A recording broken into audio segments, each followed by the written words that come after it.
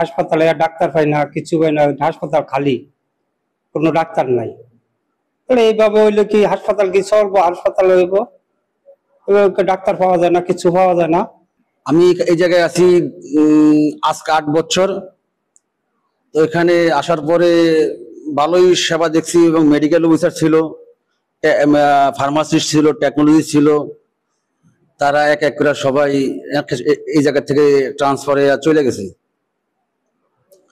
এখন গত 11 মাস ধরে কোনো ওষুধ বড়ি আমরা পাইতেছি না, এবং সাধারণ রোগীরা আসে কোনো সেবা পায় না, সেবা দিতে পারতেছি না।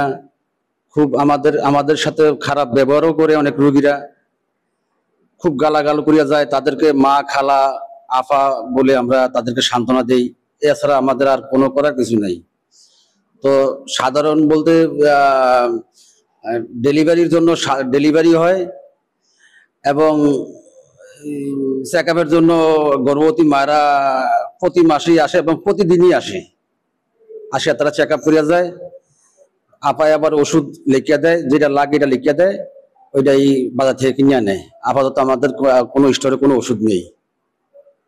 এই তো এখানে কি কোনো ধরনের পরীক্ষা নিরীক্ষা হয় বা মেডিকেল টেকনোলজি আছে? মেডিকেল টেকনোলজি ছিল, মেডিকেল টেকনোলজি এই 1 মাস 5-7 দিন বা 10 দিন সে বদলিয়া বগুড়া চলে গেছে। তার দেশের বাড়ি বগুড়া গেছে বদলি। আর এখানে কোনো ফার্মাসিস্ট আছে এখন? ফার্মাসিস্ট ছিল, ফার্মাসিস্ট 1 বছর উপরে গেছে, বদলিয়া চলে গেছে।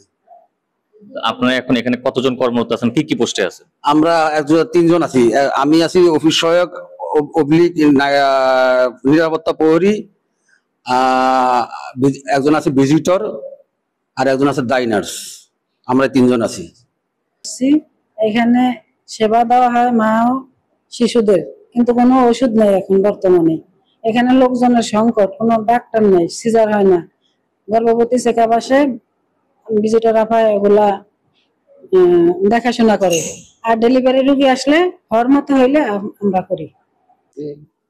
আমি হোসনিয়ারা বেগম, FWB, দক্ষিণ দিগুলদি ইউনিয়ন, বাংলা বাজার মা ও শিশু কল্যাণ কেন্দ্র, এবং অতিরিক্ত দায়িত্ব আছে ইউনিয়ন FWC দক্ষিণ দিগুলদি।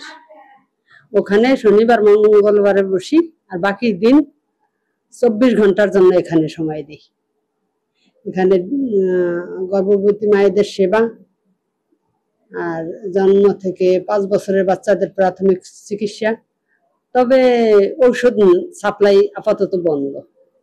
ডেলিভারি হয়, প্রসূতি সেবা, প্রসব সেবা, গর্ভবতী সেবা, বলি ওষুধ না থাকলেও আমাদের চলতে থাকে। যে আমাদের বাংলা বাজার ইউনিয়ন দক্ষিণ দিগুলদি ইউনিয়ন মা ও শিশু কল্যাণ কেন্দ্রে, সেখানে ডক্টরের পোস্ট রয়েছে, প্লাস FWV পোস্ট রয়েছে, এবং অন্যান্য অ্যাসোসিয়েটেড যেসব সাপোর্টিং স্টাফ তাদের পোস্ট রয়েছে। কিন্তু এই মুহূর্তে ওখানে একজন FWV, একজন ডাইনার্স এবং একজন নাইট গার্ড ছাড়া আপাতত আর কেউ নেই।